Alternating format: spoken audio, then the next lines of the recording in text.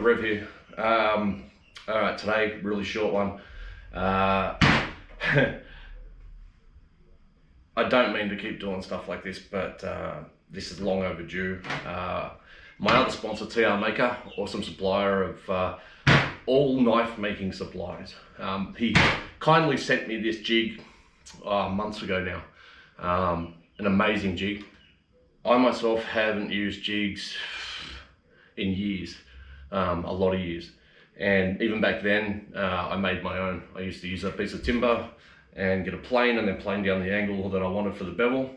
And then I'd hot glue the steel to the timber and use that. So in the future, I'll be doing a video using this guy. Everything that I know about this and everything I've looked about, it's a fantastic jig. Plus this file guide. Now I do use this. I use this quite a bit. Beautifully made. It's awesome. Anyway, the reason for this video is TR kindly sent me this guy and this.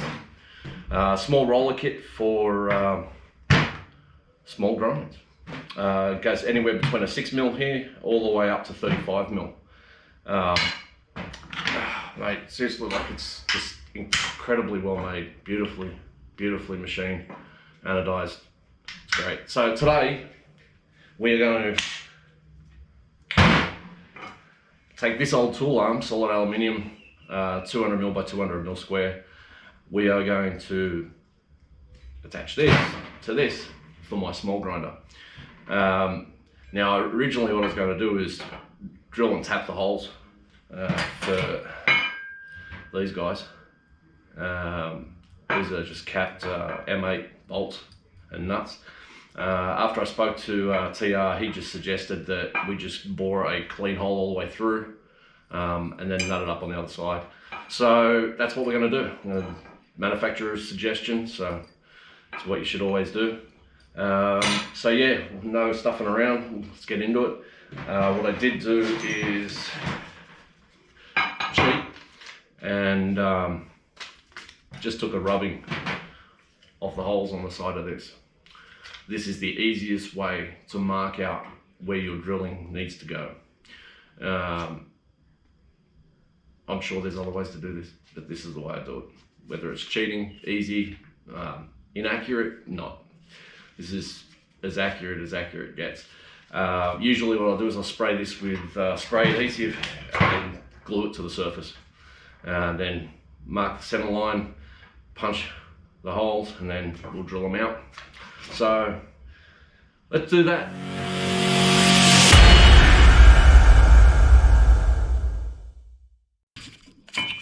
Okay, so as I said, I'd normally use spray adhesive. For some reason I can't seem to find my spray adhesive, which means somebody's borrowed it without asking. It happens. So we'll just use some PVA glue. We want these as close to the end as we can.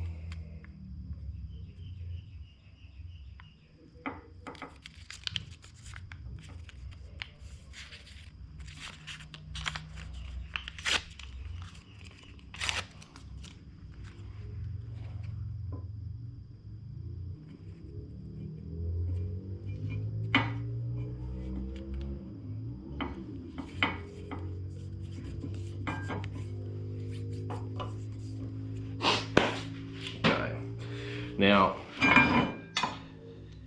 these guys are 7.1mm diameter. I'm going to be drilling it at 7.5mm. Gives us a little bit of place, so I can just eyeball the center.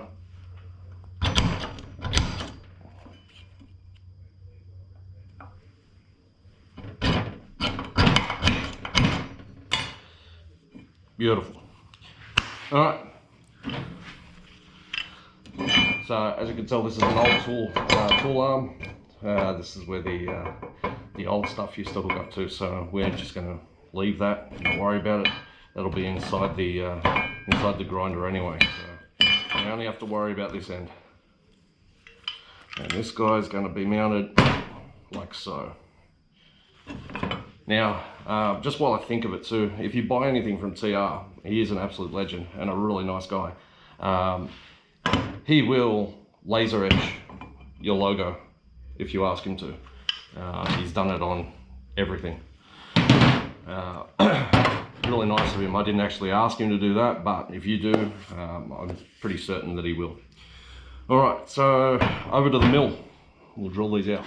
All right, so my machinist vise is AWOL as well, so it seems like my would-be apprentice may have borrowed some stuff. Anyway, so set up your gear in your vise. I don't need to tell you how to do it. Put your parallels in, all that kind of stuff. Once it's set up, if you can't drill a hole, pretty sure that's not a good sign.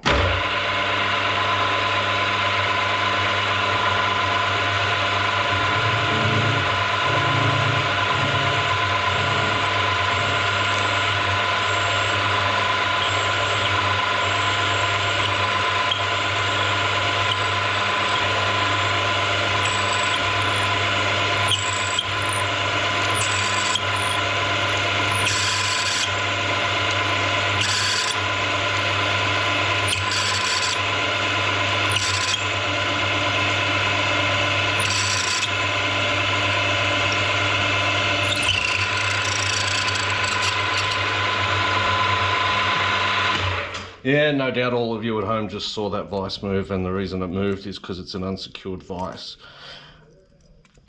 Yeah, it should be secured, but I'm drilling into soft aluminium and this vise weighs around about 7 kilos. So anyway, the reason I was peck drilling, aluminium, it galls up everything that you chew through it. So that's the reason why. It's just to break the chips and clear the hole.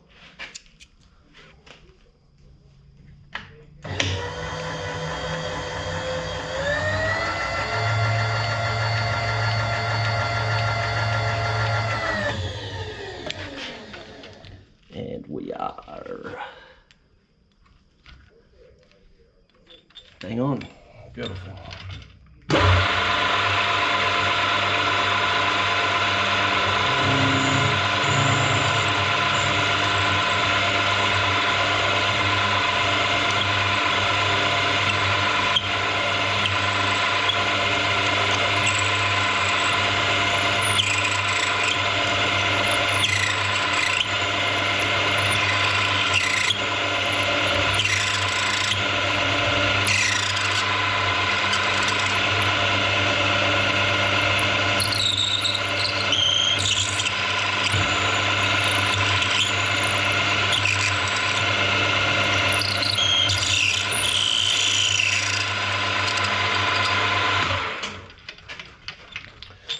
Galling up, just to prove my point. Anyway, see your paper off. Perfect holes. Now we're just going to grab our friend.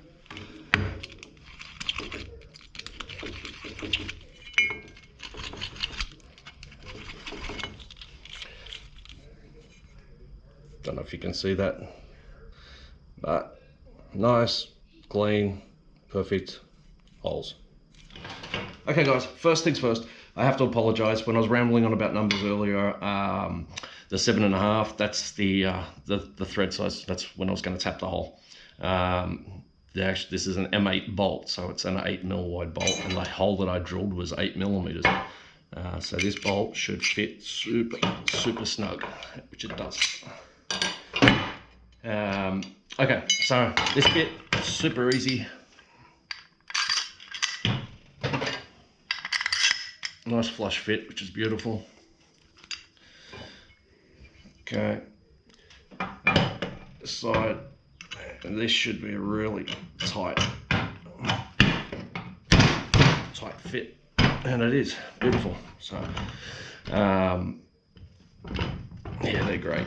Okay, so these nuts. Now, it's totally up to you guys what you do, but when I put together anything that I don't need to pull apart on a regular basis, I will Loctite these guys, okay? The amount of vibration through your grinder, I mean, you guys obviously know what it's like, so anything that can come apart will work itself apart unless you put something in there that stops that from happening. And I'm not talking about them stupid washers that are like that, you know, the split washers that people think stop nuts from coming off. You ask any engineer and he'll tell you that they're not worth it. They don't work, okay? There are guys out there that you're going to disagree with what I just said, and that's fine, but any serious engineer will tell you that those split washers are a waste of time.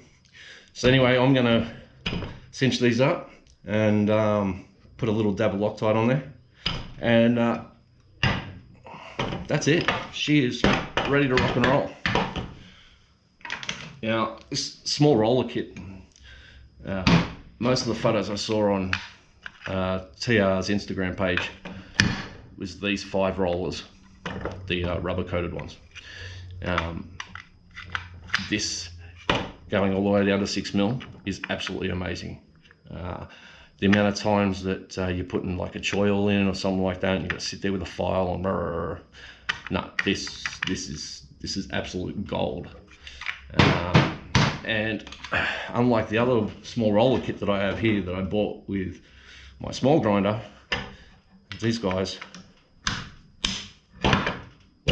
easy, swap out so damn easy. My old one, you got to undo nuts, you got to pull the roller apart, you got to replace the roller, put it all back together again. There's no quick change. It's a hell of an idea, and I'm going to get a hell of a lot of use out of this. So let's chuck it in the grinder and see how she goes. Alright guys, so this is all finished now. I did change the tool arm from the aluminium that I used just to steel. I did exactly the same process again. Not for any strength reasons or anything like that, it's just purely for the length. The aluminium bar that I had was just a little bit too short, and I couldn't grab on real well on the grinder. So anyway, third VSM 120 grit, so it's still a fairly stiff belt. On the inside of the rollers, get out, lock him up, and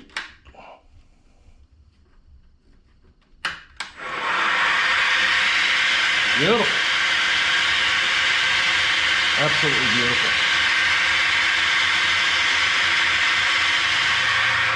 And obviously it's just take the belt off, pull this roller out and change it over to any size roller that you want. Beautiful idea, really handy, great for any kind of small radius work. Yeah, so anyway, if you guys are interested, get in touch with TR Maker. I'll leave his details in the description below. Okay everyone, so that's how to basically put this guy together. It's not the most informative video, but hey.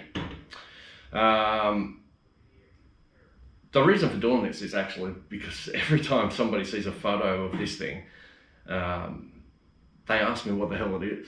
You know, and for the uninformed, it can be a bit of a puzzle. So that's the reason for this video. Anyway, I am going to be doing some more stuff down the track, and you're going to see this guy working. Definitely going to see a video using this jig. This jig's going to come in real handy for people doing courses here. I'm a firm believer in freehand grinding. I think it gives you more, once you've done it for long enough and learned enough about it, you get a feel for what the belt's doing, what the steel's doing, the pressure you're putting on, especially when it comes to, you know, the finer parts of knife making, and you've done your main beveling and you've hogged out all the meat off the steel, and then you start to get to that point where it's like, do I stop now and it's time to start hand polishing and things like that. Well, using a jig, you know, as good as it is, that last part, it's very easy to burn your steel and things like that. And for me, and I'm only speaking for me, using a jig for every kind of grinding and every part of your knife making process is fantastic for beginners and intermediates. But no, there's no substitute for freehand grinding and learning to freehand grind. whether it's high grind, flat grind, it doesn't matter. It really doesn't matter. You learn to do it. You're going to make a hell of a lot of mistakes. I know I did. I mean, I screwed up a lot, and there's a lot of heartbreak in my history, knives that got ruined, just from simple little errors, but those errors are what make you good, make you better at what you do. That doesn't just mean knife making, that means everything. You know, my tattoo career, you know, I didn't make mistakes as such on people, but I learned from processes where it took too long to achieve the same result. So, you know, you're shaving off time, you're shaving off effort, materials, labor, everything. It gets shorter and shorter and shorter because you become better and better at it. These kind of things, you know, like the file guide, to me, this is an invaluable product. This is fantastic because it makes sure that your bevels are even on both sides. You don't have to stress about it. And for a long time, I never used one of these. I've only started using one of these this year. So for a long time, I went through all the heartache of trying to line up those plunge lines on both sides to get them exactly the same. And I have had a lot of heartbreak doing that. That one slip or that 1 millimeter too far, and then you've got to try and do it on the other side to even it up. And before you know it, your ricasso's gone. So this kind of thing, fantastic. Definitely get yourself one. It will save you a lot of problems, save you a lot of heartache. This guy, if you're starting out, you know, or you're having trouble and you're not doing a full face grind, you're sort of doing, you know, a partial grind, this thing definitely going to help you out, especially in the early stages of knife making. And I know there are a lot of people out there that are just getting into it now, thanks to, you know, TV and everything else. The same thing happened with tattooing. You know, tattooing was a secret society when I started 20 odd years ago, and now it's just filled with people that saw shit on TV and decided to take over. So anyway, this stuff, fantastic. This guy, invaluable. This guy, invaluable. This guy, yeah, if you're starting to intermediate stuff. I mean, there's no harm in using this for the first stages of your bevels and stuff like that to get your lines right and everything else, and then swap from that to freehand grinding to finish it off. You know, back in my early days when I was using that piece of timber, I would do all my primary grinding, all the hogging out and everything else like that, and then I would go to freehand to finish it off with the finer grits. So there is definitely a place for all of this stuff. And I would strongly advise you, if you're having trouble with your grinds, to look into this type of stuff. And if you do a lot of knives that have got finger wells and things like that, and tight curves and everything else, then this guy is it's not a must, but it's a damn good thing to have, and it's going to save you a lot of time and effort. Unless you are one of the very few people like sitting there with a file for hours. I'm not one of them. I'm super impatient. If you've seen enough of my videos and stuff, you will know that I'm impatient. And if there's a way to cut a corner somewhere so I don't have to spend time laboring over something that's mundane, yeah, I'm there. So anyway, guys, that's it. Told you it was going to be short. My hand is actually pretty damn good, so hopefully next week I'll be back to doing what I do, and I'll start filming some knife making. And I'm actually working on a Viking bearded axe as well that's been on hold for a little while for a client. So I'll be doing a video solely on electric corrosion etching. So stay tuned for that one. And like always, if there's anything you guys want to know about or whatever, just leave a comment or send me a message, whatever you want, and I'll see what I can do. All right. Anyway, guys, take it easy and have a nice day.